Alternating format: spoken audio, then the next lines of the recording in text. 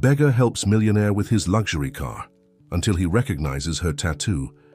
Michael Reynolds took a deep breath as he watched the relentless rain pounding his luxury car stranded on the shoulder of the Pacific Coast Highway. The engine had simply stopped working, leaving him completely vulnerable in the middle of the seemingly endless storm. That's when he saw her approaching. A thin young woman with short, curly hair, wearing a light floral dress that was completely soaked. She carried only a small, worn-out backpack and walked determinedly toward him, seemingly indifferent to the pouring rain.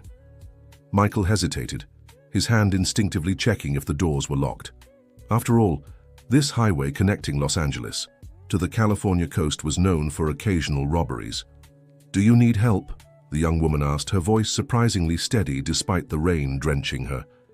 Michael rolled down the window just enough to reply, "My car broke down." Suddenly, "I already called roadside assistance, but with this storm it looks like they'll take hours to get here." The young woman leaned slightly, peering at the dashboard of the luxury vehicle. "Can I take a look? I know a bit about mechanics." Michael almost laughed. This fragile-looking girl, who couldn't be more than 20-something, knew about imported car engines. It seemed like a joke, but something in her determined gaze made him reconsider. "You really know about cars?" "Yes, I work with them. Or at least I did until last week," she replied without elaborating, already positioning herself in front of the car. "Can you pop the hood, please?" Still skeptical, Michael pulled the lever to release the hood. The young woman lifted it, effortlessly and without hesitation, began examining the engine with the skill of someone who truly knew what they were doing. She borrowed the flashlight from his phone, and her nimble fingers moved among the engine components with impressive familiarity. "Do you have any tools in the car? A wrench would help." Michael pointed to the emergency kit in the trunk. Within minutes, she was back, now holding a wrench. Her movements were precise and confident, as if she'd done this hundreds of times. "The issue is the fuel pump," she explained while working. "It's not completely damaged, but it needs an adjustment to get you to a specialized repair shop." Michael watched, fascinated and disbelieving, as she tweaked something in the engine with the wrench. That's when her soaked sleeve slipped, revealing a delicate tattoo of intertwined wildflowers on her forearm. That design, impossible. Michael felt his blood run cold, and a sudden dizziness hit him. That specific arrangement of wildflowers, with those colors and that particular pattern, was identical to the one his younger sister, Emily, had drawn shortly before the accident that separated her from the family 15 years ago. It was a unique design created by her. How could it be on this stranger's arm? "There, it should work now," the young woman said, handing the wrench back to Michael, who remained in shock. "Try starting it." With trembling hands, Michael turned the key in the ignition. The engine roared to life immediately, purring as if nothing had happened. How did you do that?" he stammered, torn between gratitude for the repair and the shock of seeing that tattoo. "Years of practice," she replied with a slight smile, closing the hood. "You should get going before the rain gets worse. And find a repair shop as soon as you reach the city. This fix is temporary."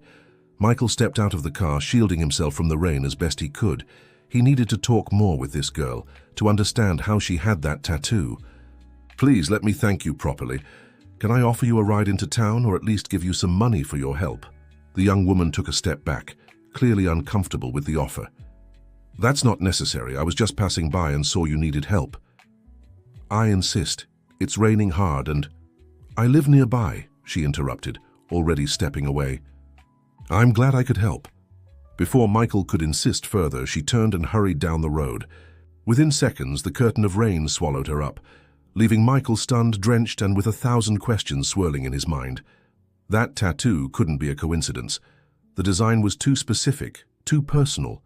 His sister Emily had created that exact pattern of wildflowers to represent their family members. She'd shown the sketch to all of them the last time they were together, promising she'd turn it into a tattoo someday.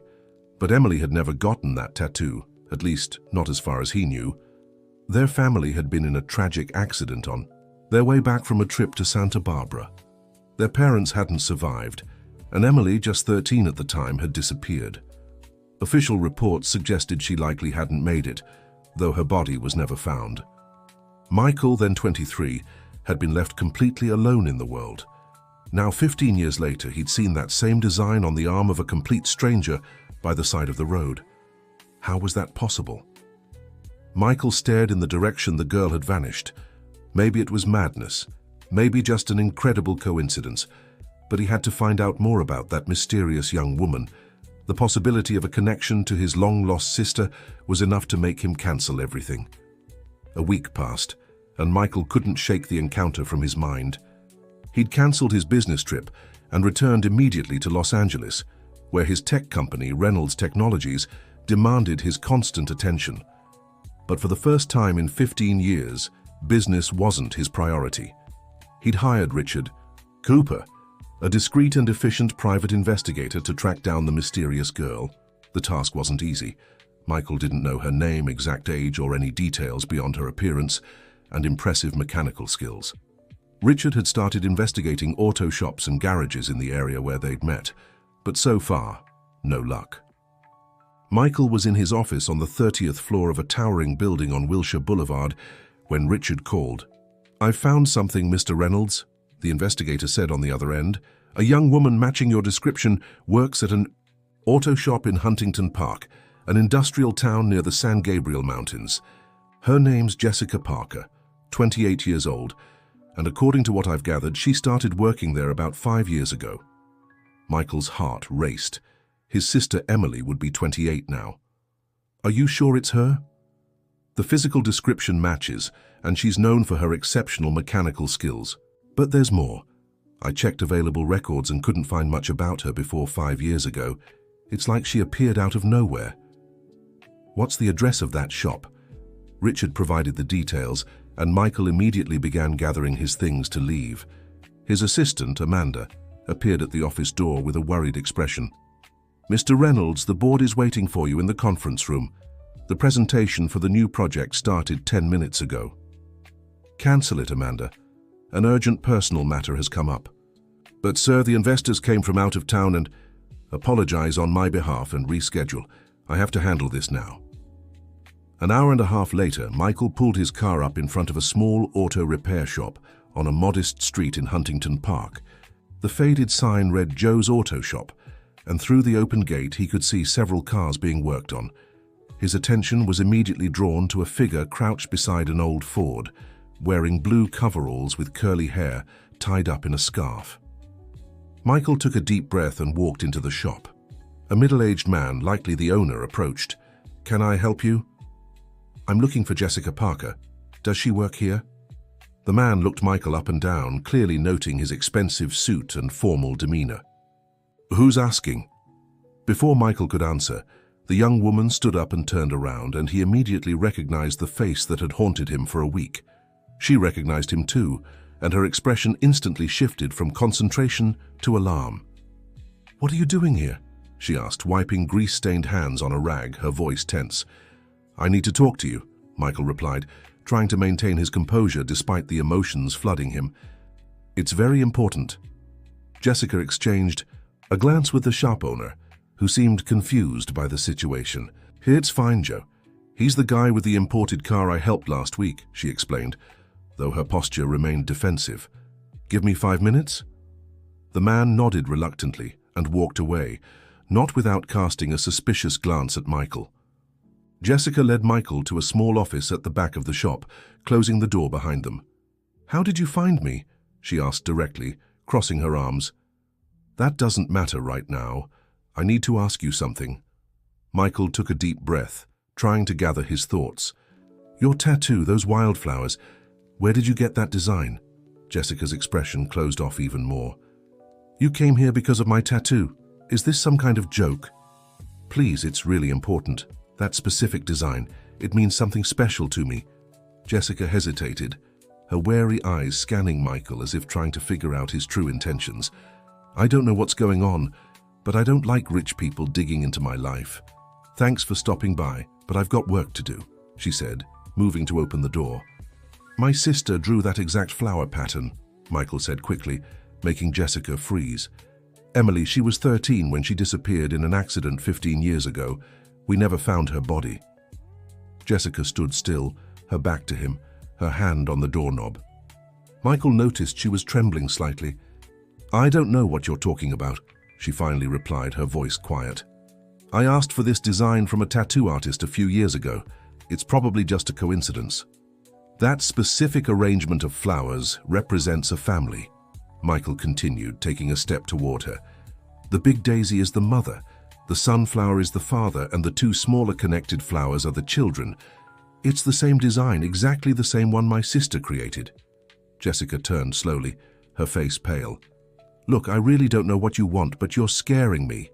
Please leave before I call Joe." "Just answer me one thing," Michael insisted, trying to control the emotion in his voice. "Do you have memories of your childhood, from before you were 13? Jessica's eyes widened and she stepped back as if she'd been slapped. "How do you know that? Who told you about me?" "I don't know anything beyond what I'm seeing and what my heart is telling me," Michael replied, his voice almost a whisper. "Please let me tell you about Emily, about our family. Maybe something will resonate with you." "No," Jessica exclaimed, looking genuinely frightened now. "I don't want to hear your stories. I've been through this before. People trying to convince me I'm someone I'm not. I won't go through this again." She flung the door open forcefully. "Joe," she called, her voice trembling. "This man was just leaving." The owner of the auto shop appeared immediately, along with two other mechanics, all with unfriendly expressions. "Is there a problem, Jessica?" Joe asked, sizing up Michael with an intimidating glare. "No, he was already on his way out, isn't that right?" she said, looking straight at Michael. Michael realized he'd made a mistake in his approach. He'd been too direct, too abrupt. He was scaring her instead of building trust. "Yes, I was just leaving. Sorry for the trouble," he said, pulling a business card from his pocket and offering it to Jessica. "If you change your mind or just want to talk, my number's there." Jessica made no move to take the card, so Michael set it down on a small, nearby table and walked away, feeling the mechanic's eyes on his back. When he reached his car, he glanced back at the auto shop and saw Jessica watching him through the window. Their eyes met for a brief moment before she closed the curtain. The drive back to Los Angeles was filled with turbulent thoughts. Michael was now more convinced than ever that he'd found a clue about his sister's fate. Jessica's reaction to his question about childhood memories only strengthened his suspicions. But he also realized how fragile the situation was. If Jessica really was Emily, she clearly didn't remember him or her past life. Pushing her might only drive her further away, maybe permanently. He needed a different approach. And above all, he needed more information. Dear listener, if you're enjoying the story, don't forget to like and especially subscribe to the channel. It helps us newcomers a lot. Now, continuing. 2 weeks had passed since the tense encounter at the auto shop. Michael had thrown himself into investigating Jessica Parker, working closely with Richard Cooper. What they found only deepened his suspicions. Jessica had appeared in Huntington Park about 5 years earlier. Before that, there were scattered records of her in Santa Monica, where she'd worked as a kitchen assistant in a restaurant. And before Santa Monica, nothing. No school records, no medical history, no consistent documentation. It was as if she'd appeared out of nowhere at age 23. Richard had discreetly interviewed a few people who knew Jessica when she first arrived in Santa Monica. They all mentioned she seemed lost, confused about her own past. A former co-worker reported that Jessica had suffered an accident years before, resulting in partial memory loss.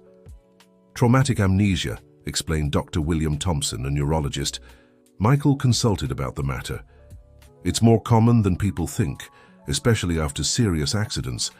The brain blocks painful memories as a defense mechanism. Is it possible to recover those memories?" Michael asked hopefully. "In some cases, yes. Familiar stimuli, faces, places, smells, can all act as triggers for suppressed memories. But it's a delicate process. Forcing it could do more harm than good." Michael pondered this for days. If Jessica really was Emily, approaching her directly again might ruin any chance of memory recovery. He needed a subtler strategy. Then, an idea struck him. Reynolds Technologies ran an annual social program offering scholarships and job opportunities to talented young people from underprivileged communities. Michael quickly arranged to expand the program to include self-taught mechanics who lacked formal education. A week later, flyers advertising the program were distributed to auto shops along the California coast, including Joe's Auto Shop. The program offered not only formal education in mechanical engineering, but also the chance to work at a cutting-edge automotive development center in Los Angeles. Michael hoped the opportunity would be tempting enough for Jessica to apply, providing a more natural way to reconnect.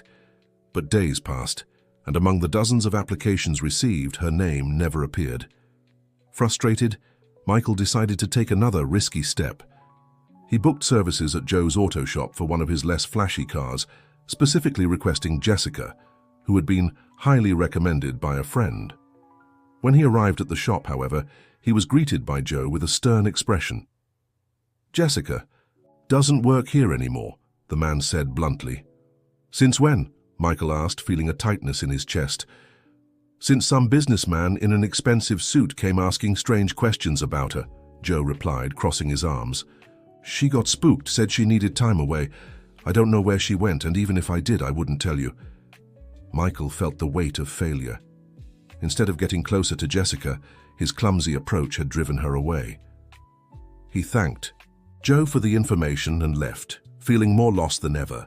That night, in his luxurious Beverly Hills apartment, Michael sifted through old family albums, photos of Emily smiling at 12, 13 years old, the last Christmas they spent together, the original wildflower sketch she had drawn, now yellowed with time carefully preserved in a folder. The phone rang, pulling him from his thoughts. It was Richard. "Mr. Reynolds, I have news," the investigator said, his voice tense. "Jessica is staying at a modest inn in Huntington Beach. She seems to be preparing to leave the area." "How did you find out?" "One of the mechanics at the shop is my informant. He likes Jessica and is worried about her. Said she seems scared, like she's running from something or someone." Michael felt a mix of hope and guilt. "I need to see her before she disappears again. What's the address?" "Mr. Reynolds, with all due respect, your direct approach already scared her once. Maybe it's better—" "What's the address, Richard?" Michael insisted, his tone leaving no room for argument. The investigator sighed and gave him the inn's location. Less than an hour later, Michael was driving toward the California coast, his heart pounding. He knew this might be his last chance. The Ocean Breeze Inn was a modest establishment on a quiet street in Huntington Beach. When Michael arrived, it was past 10 at night. The receptionist, an elderly woman, eyed him with suspicion. "I'm looking for Jessica Parker," he said, trying to sound as calm as possible. "It's urgent." "We don't have any guest by that name," the woman replied automatically. Michael pulled a $100 bill from his wallet. "Please, it's a family matter. She might be using another name." The woman glanced at the bill, hesitated, then sighed. "Room 8, but if she complains, we never spoke." Michael thanked her and walked down the indicated hallway. Outside room 8, he paused, took a deep breath, and knocked gently. No answer. He knocked again, a little louder. "Jessica?" he called softly. "I know you're there. Please, we need to talk." Silence. Then the sound of footsteps approaching. The door opened just a crack, and half of Jessica's face appeared in the gap.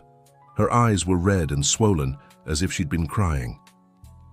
"What do you want? Why won't you leave me alone?" Her voice was hoarse, exhausted. "I'm worried about you," Michael said sincerely. "I heard you quit your job, that you're thinking of leaving." "You followed me?" "Josie," she asked, her voice rising in pitch. "This is harassment. I'm calling the police. Oh, no, please, Michael hesitated, realizing he needed to be completely honest. "I hired someone to find you because I believe with all my heart that you might be my sister who disappeared 15 years ago." Jessica looked at him for a long moment, her eyes assessing his sincerity. Finally, to Michael's surprise, she opened the door completely. "Come in. Let's settle this once and for all." The room was small and simple but clean. A half-open backpack in the corner suggested she really was ready to leave. Jessica sat in the only chair in the room, leaving Michael the option to sit on the bed.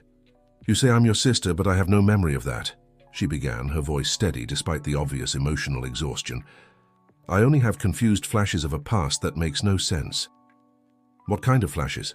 Michael asked. Gently, Jessica hesitated, running a hand through her short hair in a nervous gesture. Dreams, mostly. A car going down a slope. Screams. Water. So much fear. She swallowed hard. And sometimes an older boy teaching me to ride a bike. Michael's heart raced. He had taught Emily to ride a bike when she was 8. Emily loved mechanics ever since she was little, he said softly. Our father was an engineer and took her to his shop on weekends. She knew the names of all the tools before she could even read properly. A tear rolled down Jessica's face. I have dreams about a shop too. A big man letting me use his tools, laughing when I could spot a problem even the adults missed. Michael felt his own eyes welling up. That was our father, James. He used to say you had the eye of a hawk for mechanical problems. He hesitated before continuing.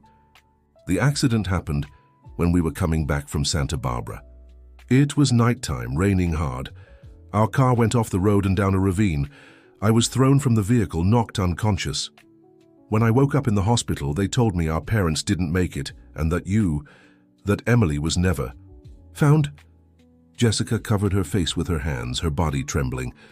Sometimes I wake up screaming, she confessed, her voice muffled.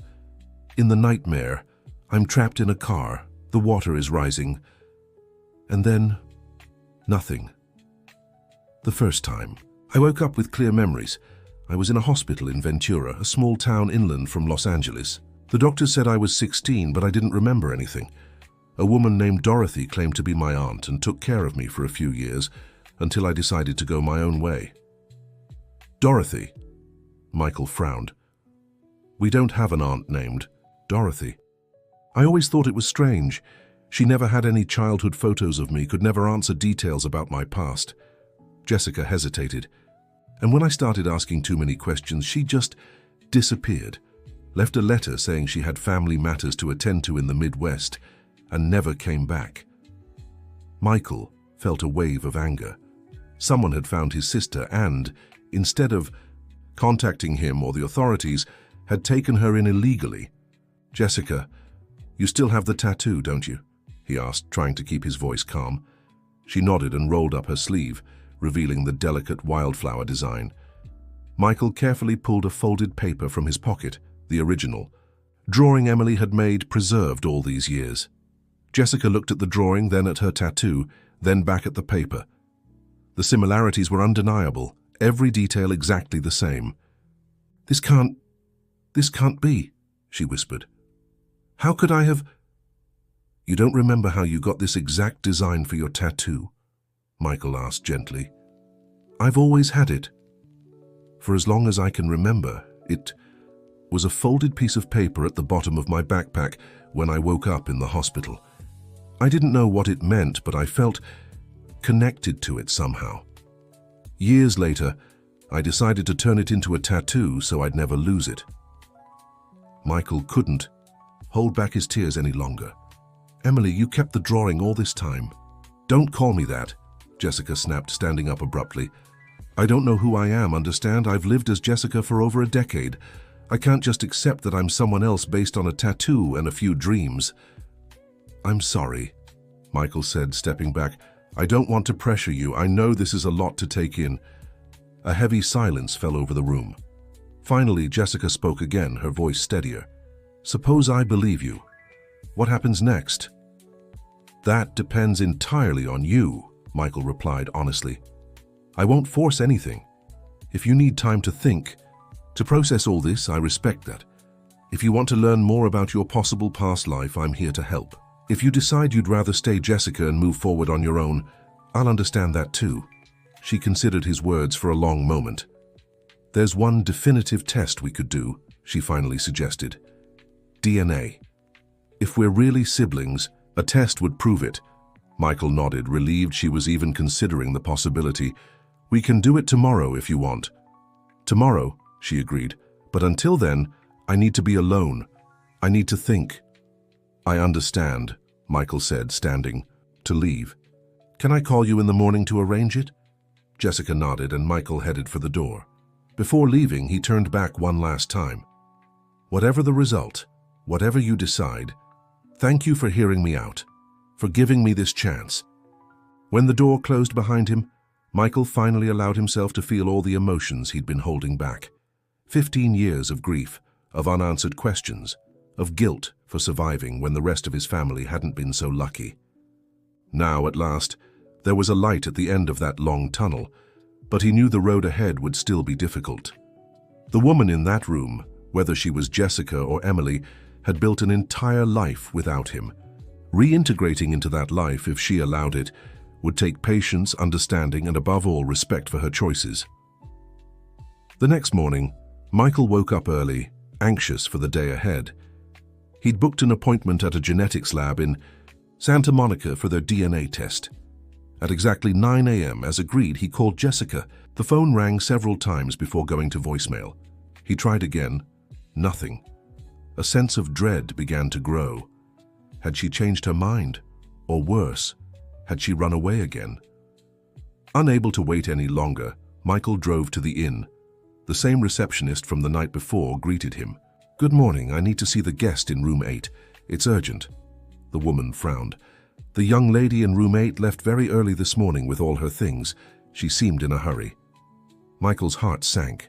He'd been too intense, too pushy. Again. He'd scared Jessica, and now she'd vanished once more. "Did she leave any message? Say where she was going?" "No, nothing," the receptionist replied, but then she seemed to remember something. "Oh, wait. She left a letter to be given to the man in the suit who'd come looking for her. That must be you, I suppose." She handed Michael a plain envelope. With trembling hands, he opened it right there. "Michael, I need time. All of this is too much to process at once. I'm not running away, just finding space to think. I know if I stay, you'll try to convince me, and part of me desperately wants to believe. I'll look for this Dorothy woman, try to understand what really happened. I have a few leads on where she might be. When you're ready, I'll reach out. Please don't contact me. It will only make things harder. Jessica." Michael reread the letter several times, feeling a mix of disappointment and relief. She hadn't completely closed the door. She needed time, and he would respect that. But the mention of Dorothy worried him deeply. Who was this woman? And why had she taken Emily? If she really was Emily, of course. Despite the circumstantial evidence, they still didn't have definitive proof. In the days that followed, Michael struggled to focus on work. His mind kept drifting back to Jessica, Emily, wondering where she might be, if she was safe, if she'd find answers, or more questions. He had instructed Richard not to follow her, respecting her request for space. But that didn't stop him from researching the mysterious Dorothy. However, without a last name or more details, the search was nearly impossible. 2 weeks passed with no word. Michael began to fear he'd never hear from Jessica again, that she had decided to leave the past and him behind for good. Then he received a call from an unknown number. "Hello?" he answered, without much expectation. "Michael." Jessica's voice sounded exhausted on the other end. "I need your help. Dear listener, if you're enjoying the story, don't forget to like and subscribe to the channel. It really helps us out. Now back to the story. Jessica, where are you? Are you okay?" Michael asked, standing up from his desk at the office. "I'm in Carpinteria, a small town on the coast," she replied, her voice tense. "I found Dorothy, but things didn't go as I expected." "What happened?" "She didn't want to talk to me. She looked terrified when she saw me, like she was seeing a ghost. She has a family now, a husband, kids." Jessica's voice wavered. "When I insisted, her husband threatened me, said he'd call the police if I didn't disappear from their lives." "I'm so sorry, Jessica," Michael said, hearing the pain in her voice. "Do you want me to come there?" There was a pause on the other end. "Yes, I think I'm ready to learn the truth, whatever it is." Michael felt a surge of hope. "Can you send me your exact location? I'll leave right now." "I'm at the Safe Harbor Inn, near the beach," she hesitated. "And Michael, thank you for respecting my space. That meant a lot." 3 hours later, Michael walked into the modest seaside inn in Carpinteria. Jessica was waiting in the small lobby, looking thinner and paler than she had 2 weeks ago, but determined. "So you actually came," she said, a small smile touching her tired lips.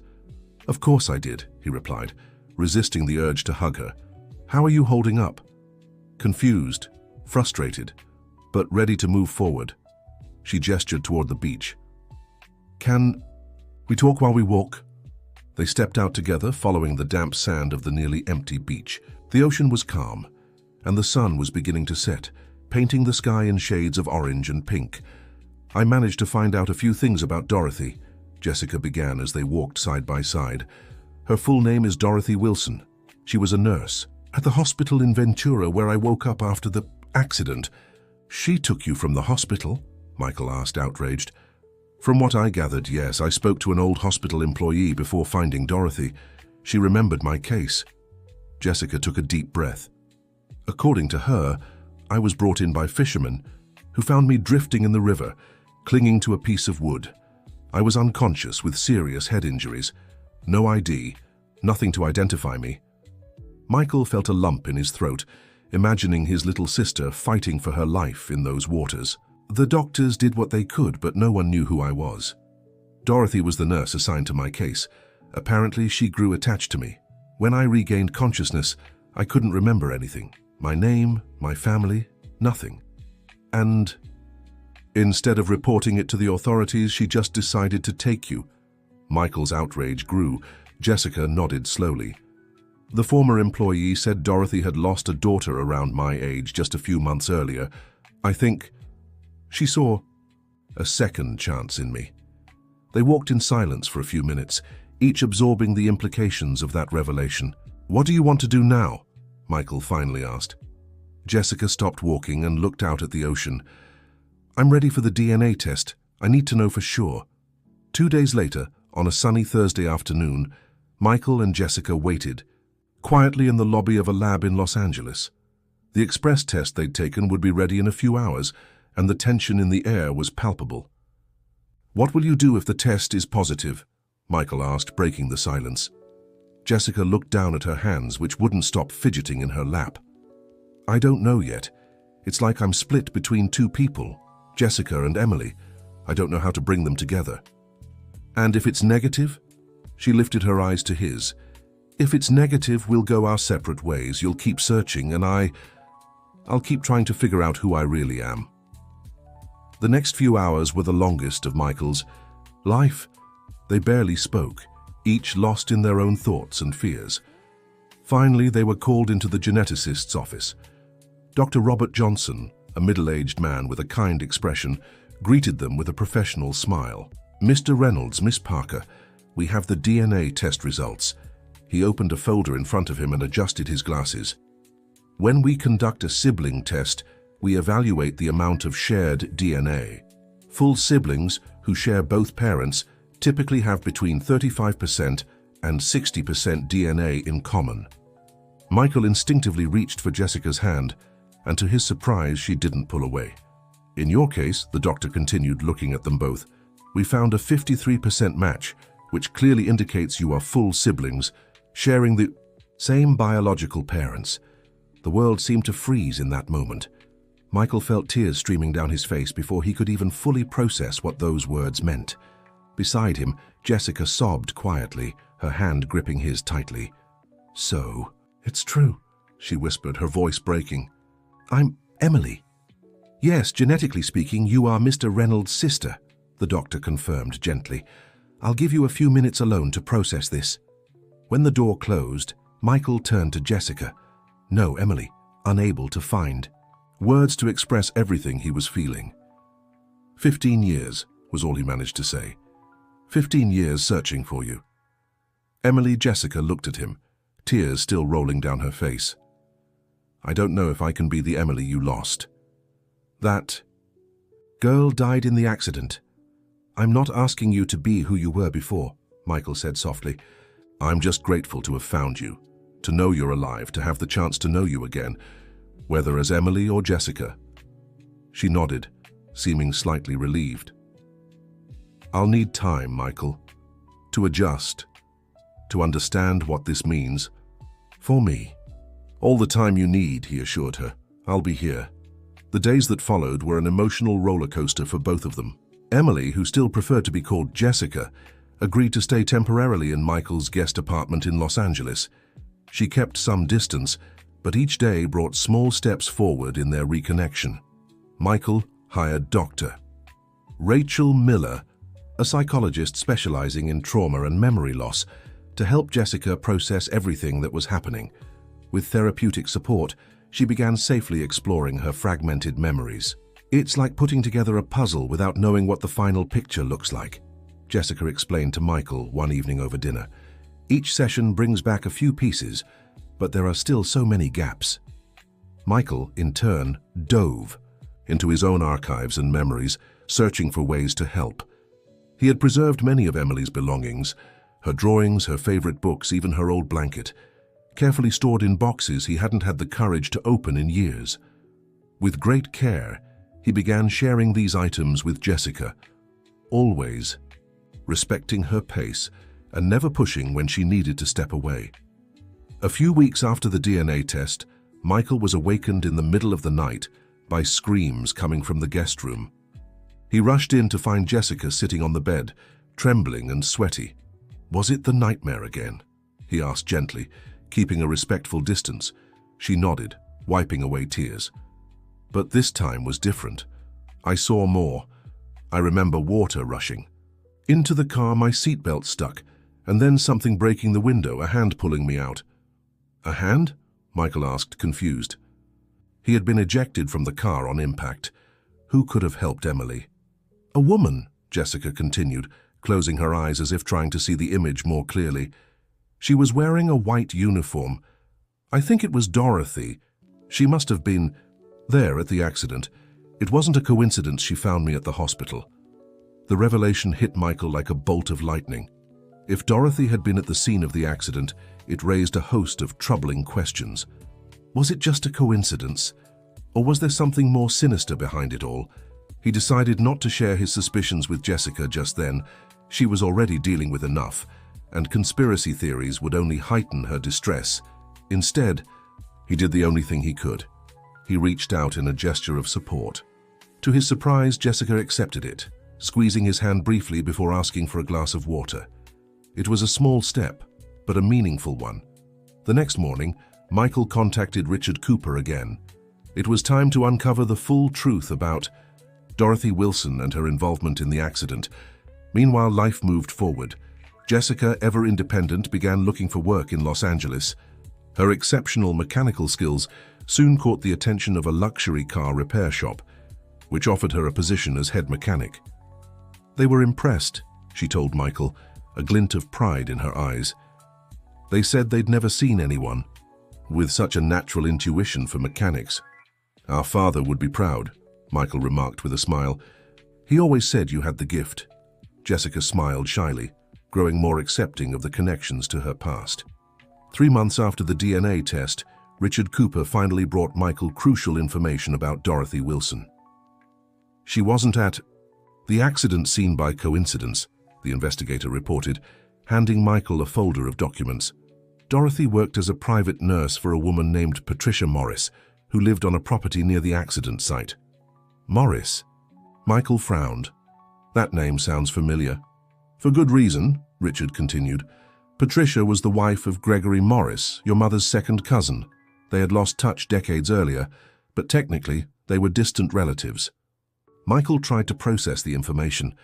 A distant relative, one he barely knew, lived near the accident site. "There's more," Richard added. "Gregory Morris passed away 2 months before the accident. Patricia was in the process of selling the property and returning to her hometown when everything happened. And Dorothy? According to records, she had been hired to care for Patricia, who had heart problems. After the accident, both left the area quickly. Patricia sold the property for well below market value and disappeared." Michael felt they were getting closer to the truth, but there were still many missing pieces to the puzzle. "Did you manage to locate Patricia?" Richard shook his head. "Unfortunately, she passed away 5 years ago.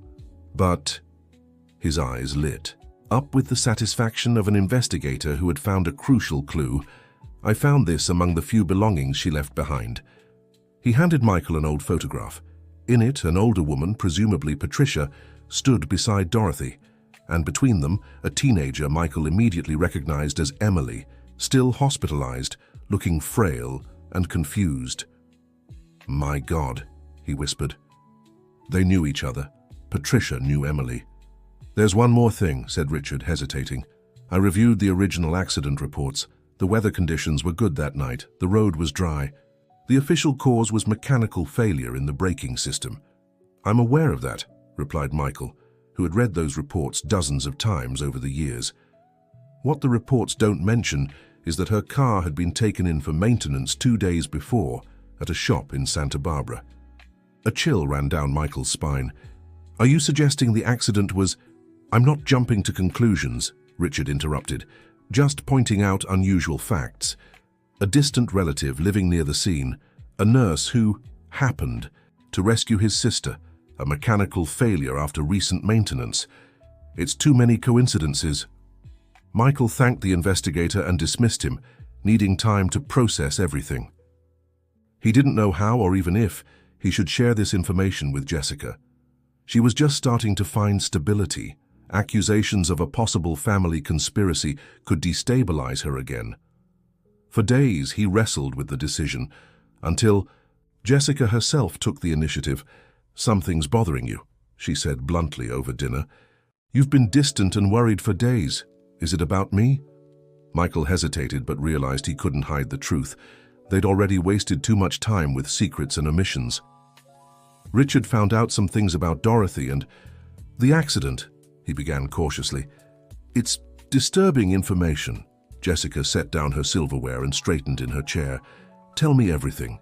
As Michael recounted the discoveries, Jessica listened silently, her face an impenetrable mask. When he finished, she remained quiet for a long moment. "Do you think the accident was planned?" she finally asked, her voice controlled. "I don't know," Michael answered honestly. "There are suspicious elements, but nothing conclusive. And why would anyone do that? What would be the motive?" Michael shook his head. "I have no idea. Our parents were ordinary people. They had no enemies. As for Patricia, we barely knew her." Jessica stood abruptly. "I need to see Dorothy again. Confront her with this information." "I don't think that's a good idea," Michael argued. "You said yourself she reacted badly last time." "Last time I didn't know what I know now," Jessica shot back, determined. "She owes me answers, Michael. She owes me the truth about my own life." Seeing the resolve in her eyes, Michael knew arguing was pointless. "Then we'll go together," he decided. "I won't let you face this alone." 3 days later, they were back in Carpinteria, parked in front of the modest house where Dorothy lived with her family. It was a Sunday afternoon, and children were playing in the front yard under the watchful eye of a burly man, Dorothy's husband, who had threatened Jessica earlier. "Are you sure about this?" asked Michael, observing the domestic scene. Jessica nodded, her face tense but determined. "Absolutely." They stepped out of the car and approached the gate. The man noticed them immediately, his face hardening as he recognized Jessica. "I told you to stay away from my family," he shouted, hurrying to intercept them. "We're here to talk to Dorothy," Jessica said firmly, "about the accident on the Pacific Coast Highway 15 years ago." The man stopped in his tracks, confusion briefly replacing the anger on his face. "What accident? What are you talking about?" "Please call your wife," Michael interjected, keeping his voice calm. "We just want to talk. We're not here to cause trouble." Something in Michael's seriousness made the man hesitate. After a moment, he turned toward the house. "Dorothy, there are people here who want to talk to you." Dorothy appeared at the door, drying her hands on a kitchen apron. When she saw Jessica and Michael together, her face paled drastically. "You," she whispered, looking as if she might faint. "We need to talk, Dorothy," Jessica said quietly. "About the night of the accident. About Patricia Morris." The name seemed to hit Dorothy like a slap. She gripped the doorframe, her legs visibly weakening. "Brian," she said to her husband, her voice trembling, "take the children inside, please." "But Dorothy—" "Please, Brian, this is an old matter I need to settle." Reluctantly, the man gathered the children and went inside, not without casting a warning glance at the visitors. Dorothy led them to a small gazebo in the backyard, away from curious ears. Once seated, she seemed to have aged 10 years in minutes. "How did you find out?" she asked simply. A good investigator, Michael replied, and a lot of persistence. Dorothy nodded slowly, looking resigned. I knew this day would come eventually. I just didn't expect it so soon. Why did you take me, Dorothy? Jessica asked directly. Why did you lie about being my aunt? Why did you hide me from my real family? Dorothy closed her eyes briefly, as if gathering her thoughts. It wasn't planned at first, she began. I was driving home after my shift with Mrs. Morris when I saw the accident. The car was already in the water. I heard screams. I stopped and ran to help. She swallowed hard before continuing. I managed to pull you out of the car, but the others, they were already... She didn't finish the sentence. You were unconscious, badly hurt. I took you to the nearest hospital. That doesn't explain why you took me from the hospital. Later, why you claimed guardianship. Why you lied for years, Jessica pointed out, her voice controlled despite the emotion. Dorothy looked genuinely troubled. 3 days after the accident, Mrs. Morris showed up at the hospital. She was different, agitated. Said she'd recognized the car on the news, that she knew who... You were, said there was danger. Danger? Michael interrupted. What kind of danger? She wasn't specific. Just said there were people who wouldn't be happy to learn the girl had survived, that we needed to protect her. And you just accepted that? Michael asked, skeptical. Dorothy looked ashamed. I had recently lost my daughter. I was vulnerable, confused, and Mrs. Morris was so convincing, so frightened. She offered me money to take care of you, to keep you hidden until it was safe. Safe for what? Jessica pressed. Who supposedly wanted to harm me? Mrs. Morris never said clearly. She had moments of confusion, you know. Sometimes she mentioned those who took Gregory from me. Other times she talked about the inheritance they tried to steal. Michael and Jessica exchanged bewildered glances. At first, I truly believed I was protecting you, Dorothy continued. When you woke up with no memory, it seemed even more important to keep you away from your past. Mrs. Patricia visited me regularly to check on you, always bringing money, insisting it was for your safety. And then, Jessica asked, when Patricia died, why did you keep up the lie? Dorothy lowered her eyes, visibly ashamed. At first, out of fear. Fear of being accused of kidnapping, of losing everything. Later, you were already an adult, forging your own path. I thought maybe it was better this way, that perhaps you'd be happier not knowing. A heavy silence fell over them. Dorothy looked like a defeated woman, her body hunched under the weight of years of guilt. Do you know if the accident was really an accident? Michael finally asked. Dorothy looked up, surprised by the question. What do you mean? There's evidence suggesting the car's brakes may have been tampered with, he explained. Did Patricia ever mention anything about that? Dorothy hesitated, seeming to search her memories. Once, when she was very upset, she said, something about them going too far. I didn't understand it at the time. I thought it was just another one of her ramblings. She drank heavily after her husband's death. And you never questioned any of it? Michael pressed, his voice harsher than he intended. I was grieving, Dorothy exclaimed, tears beginning to stream down her face. My daughter had just passed. My marriage was falling apart. Mrs. Patricia offered a solution that seemed to make sense at the time. I only realized how wrong it was when it was too late.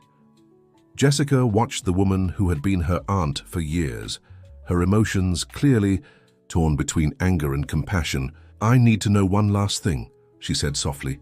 Do you regret it?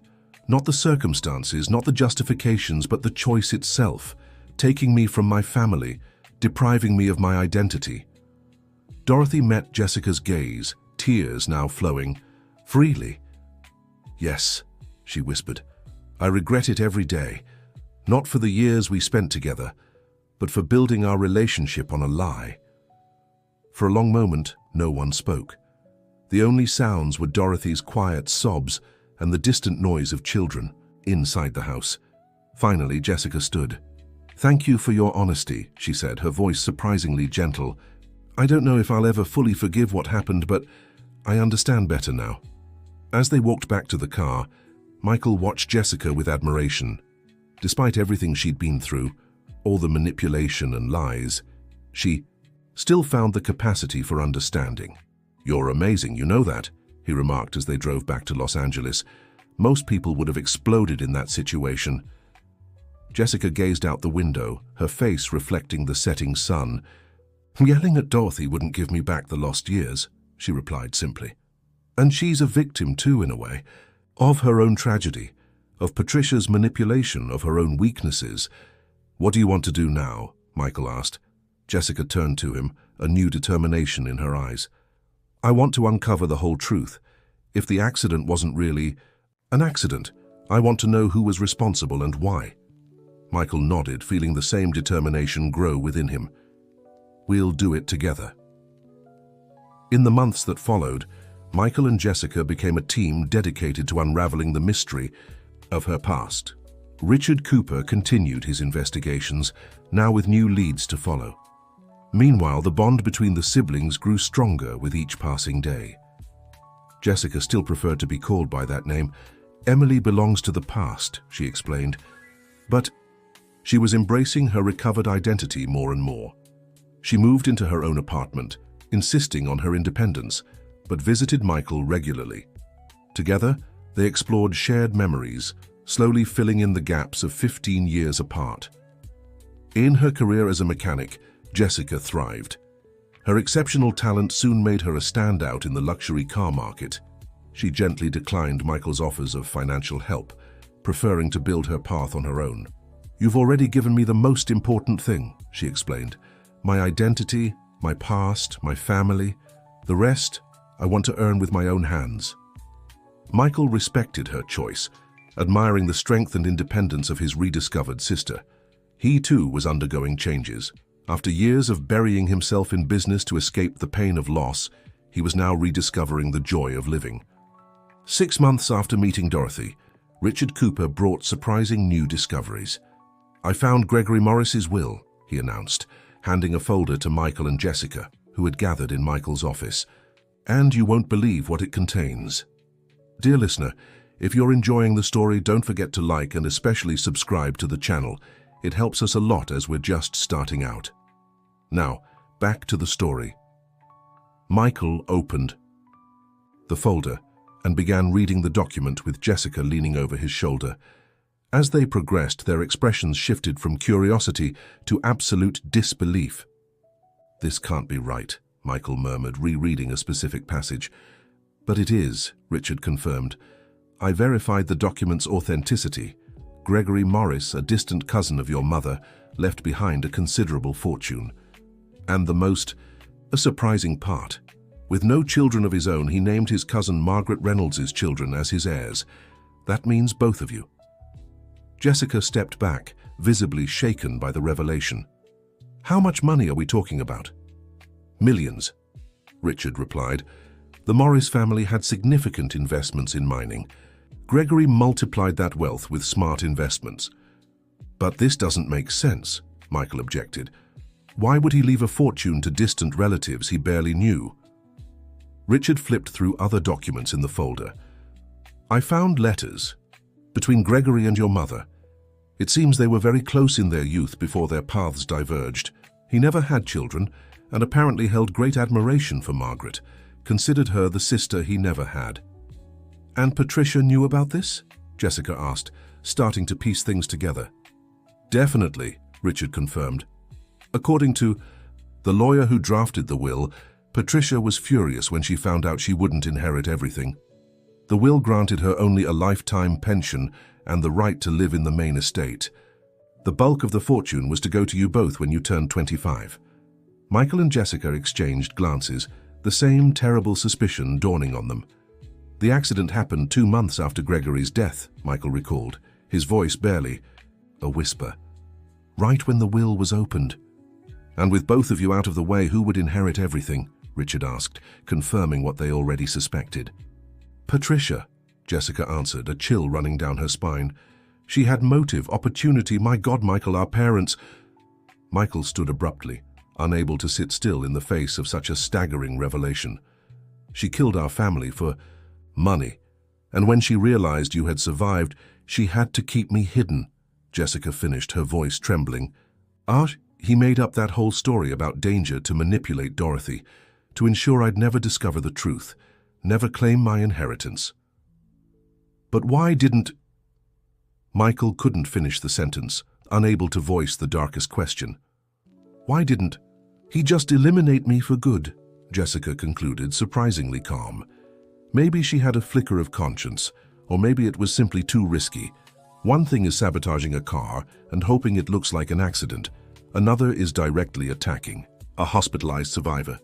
Richard cleared his throat, drawing the siblings' attention. There's one more thing you should know, he said hesitantly. The will was never officially executed. With the supposed death of the entire Reynolds family and no other direct heirs, Patricia managed to convince the court to invalidate part of the will, claiming Gregory wasn't in his right mind when he drafted it. So she got what she wanted, Michael concluded bitterly. More or less, she received a significant portion, but much of the estate remained frozen in legal disputes for years. When she died 5 years ago, the case was still ongoing. And now? Jessica asked. Where is that money? In court-administered funds awaiting resolution, with both of you alive and Jessica's Emily's DNA confirmed, technically the inheritance should be transferred to you, according to Gregory's original wishes. A contemplative silence filled the room as the siblings processed all the information. Finally, Michael spoke. We'll need a good probate attorney, and probably a criminal one too. Criminal? Jessica asked, looking at him in surprise. What Patricia did was murder, Michael replied, his voice firm. I know she's no longer here to answer for her crimes, but there may be others involved. The mechanic who sabotaged the car, for example. Do you think we could prove anything after all this time? I don't know, Michael admitted, but we have to try. For our parents, for justice. Jessica nodded slowly, her face a mix of determination and sadness. For justice, she repeated softly. The following weeks were a whirlwind of meetings with lawyers, official statements, and legal procedures. To reactivate the inheritance process, Jessica had to officially resurrect Emily Reynolds, a complex bureaucratic ordeal requiring additional DNA tests, testimonies, and piles of paperwork. The story of the long-lost sister who reappeared after 15 years quickly caught the media's attention. Reporters swarmed outside Michael's building, all wanting the exclusive story of the found heiress. Jessica, always private, hated the exposure. Michael did his best to shield her, handling the press while she adjusted to her new reality. This will pass, he assured her one evening, as they dined safely in her apartment, away from the cameras. They'll find another sensational story soon enough and leave us alone. Jessica pushed her food around, her appetite clearly affected by the stress of the past weeks. It's not just the media that bothers me, she confessed. It's all of it, the money, the legal battle, the accusations. Sometimes I think it would be easier to just go back to being Jessica Parker, the anonymous mechanic. Michael studied his sister carefully. Despite all the progress, all the truth uncovered, he could see she still struggled to reconcile her two identities. You know that's always an option, right? He said gently. We can stop all of this right now if that's what you want. The money, the justice, none of it is worth your peace of mind. Jessica looked at her brother, clearly surprised by the offer. You'd give up justice for our parents? Michael sighed deeply. It wouldn't be my first choice, I'll admit. But over the past 15 years, I've learned that revenge and justice don't always bring the comfort we expect. He reached for her hand across the table. I found you, Jessica. After all these years believing I was alone in the world, I discovered my sister is alive. To me, that's miracle enough. Silent tears streamed down Jessica's face. For a long moment, she said nothing, simply squeezing her brother's hand in response. Thank you, she finally said, but I need to see this through, not for the money, which honestly doesn't interest me, but for the truth. I need to fully understand what happened so I can finally close this chapter. Michael nodded, respecting her decision. Then we'll do it together, as it should have been all these years. 2 months later, the criminal investigation yielded surprising results.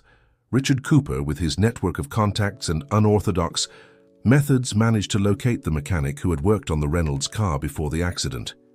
Henry Watson, now 68, lived in a small town in Arizona. At first, he denied any involvement, but when confronted with evidence of substantial deposits, in his account shortly after the accident, traced back to Patricia Morris, he finally confessed. "She came to me a week before," he recounted, visibly shaken by the memories. "Said she just wanted to scare the family, make them realize they needed new brakes. Never mentioned killing anyone." It was a weak excuse, and Henry seemed to know it. His confession, though belated, was crucial in reconstructing the events of that fateful night. The criminal case against Patricia couldn't proceed due to her death, but Henry would stand trial for involuntary manslaughter. His advanced age and cooperation would likely result in a reduced sentence, but at least some justice would be served. As for the inheritance, the legal process continued. Emily Reynolds had been officially declared alive, and the courts recognized the siblings as the rightful heirs of Gregory Morris. Preliminary estimates indicated the estate, after years of disputes and taxes, still exceeded $20 million. "What do you plan to do with your share?"